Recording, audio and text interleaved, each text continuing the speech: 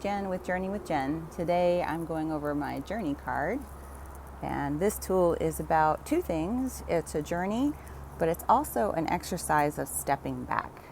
So on my journey, which is what this channel is about, hearing yours, sharing mine, comparing notes. On my journey, there were some key people that I came across, authors specifically, that gave me some epiphanies that I implemented in my life journey right away, and it made a huge difference. So this is what I want to share with you today. So obviously I'm crediting two authors today. The first is Michael A. Singer, who wrote The Untethered Soul. So this was a book that came into my life about 3 different times before I actually read it. Friends gave it to me or pointed me that direction, but I actually at one point read it and really kind of implemented it into my life, and it made huge changes. So with the book, The Untethered Soul, the idea there is to sit in the seat of consciousness, which is our true identity, rather than our thoughts and emotions. And in doing this, we find a measure of zen and peace and freedom that we can't find if we don't have this skill.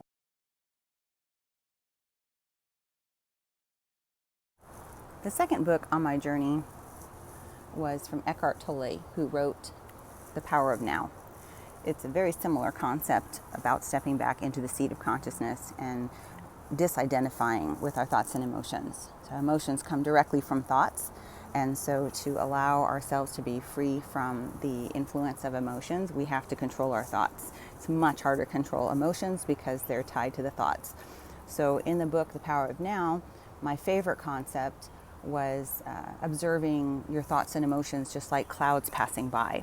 You're sitting back in the observer position and who you really are. You are not your thoughts, you're not your emotions, and by stepping back and being the actual consciousness observing your thoughts and emotions without judgment and just allowing them to float by like a cloud without judgment, without getting attached to them, just observing them, pure observation, then we're not reactive. And so this is a great tool when you have anxiety or depression, and I've struggled with both in my life, so I wanted to share this concept. I like the icon I used for this because it's a journey, but it's also stepping back, and it's just one step back, and they're different colors here. So if we're usually up here, take 2 green feet here, and we choose to step back and be in this position, just one little step behind our thoughts and behind our emotions, there is a space there, if you think of it in your mind, and you step into it. And if you try that right now and just step into it, whatever you're thinking, whatever the internal dialogue is, if you change gears, basically, just a downshift, one shift, and just start observing. You know you're doing it right if you feel complete zen, peace, harmony, and freedom from being reactive, tied to your emotions and thoughts. Just observe them. Practice this today. One tool that I use for myself, a little tip, is I took some little sticky tabs and I put them all over my house in really creative places, like in my spoon and fork drawer, my closet, my mirrors especially, and then just little places I would find them after not thinking about them, just to catch myself. And so when I came across these little stickers, I would step back and just make it a habit and make it part of my life in every room of my house. So as I did this, it did truly become a habit. And then after a while, it felt so great to have instant zen and instant peace that I looked forward to it, and it became easier and easier to build up the momentum of living in this space. And that's ultimately my goal, is just to live in this space of the seat of consciousness, as it's put in the books. This also, referring to the title, The Power of Now by Eckhart Tolle, this gives us an empowerment to make observations without judgment and be really objective in our choices in the now. And the now is the most powerful moment that we have. We only have the now. If we're dwelling in the past, that can be depression. If we're dwelling in the future, that can be anxiety. But our point of power is in the now. And this is how you get to the now. It's a shortcut to the now. Stepping back and becoming your authentic, powerful self, co-creator in your life by just using this step. Another little piece of this story from myself personally, I've always had horses in my life. My website is barnlifecoach.com. They've really helped me to implement this concept of the power of now. Because just like kids, horses, animals in general, they're always in the now. They get over things really quick. They let things go. Of course, it's true that some animals have gone through some trauma and they have memories. And when you run into similar situations, they may react. But in general, they are in the now. And spending time with them can put you in the now, too. So if you combine those two steps of hanging out with some kids or some animals while you're practicing this step back into the seat of consciousness and be present in the now, this is a really great combination to kind of boost this concept exponentially, is to do both at the same time, incorporate it into your life. And you'll notice if you go through my videos that you see a lot of pictures of horses and little video clips of horses. They're a huge part of my journey.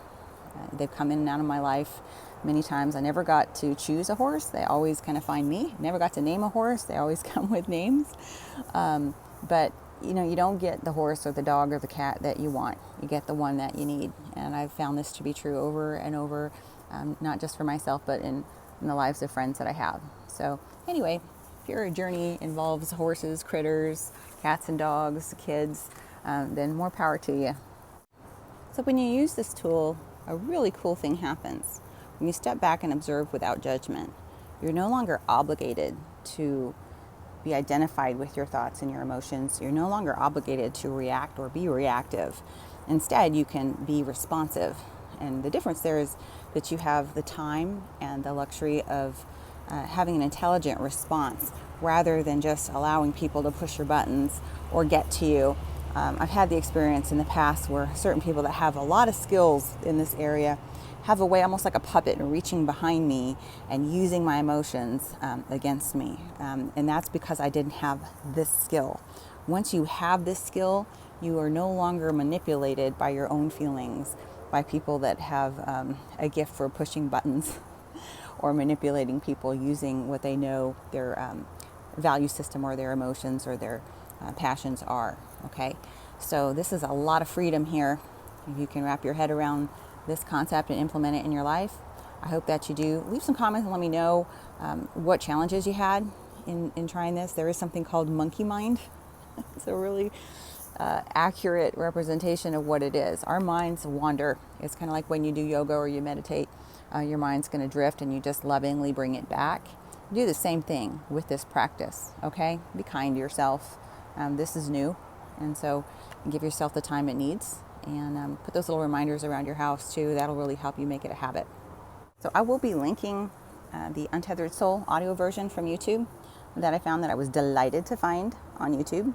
So you can start listening to that today while you're doing dishes and cleaning house or doing errands or whatever you want to do today. That way you can multitask and make your life better in the meantime while you do dishes. Cool, right? And then the other link I'll put on here is where to find the other book, The Power of Now, Eckhart Tolle. You can find it at Amazon or other places, but I'll just put a link there for you to make it easy to find. Again, I'm not sponsored. These are just my favorite authors, my favorite books that really helped me. And I just want to share that with you from the heart because they were really helpful to me. Leaps and bounds forward when I had these concepts in my head. So hope they help you too. Take care. Bye. As always, if you'd like to hear more content from this channel, Journeying with Jen, then just go ahead and like and subscribe so that you don't miss any of the new releases. And feel free to interact. I do read the comments. I enjoy hearing back from you guys. And the other half of the whole reason for this channel about journeys is your journey. So please share. And when you share your journey, I will read it and other people will benefit from it too. So welcome and hope to see you again. Bye.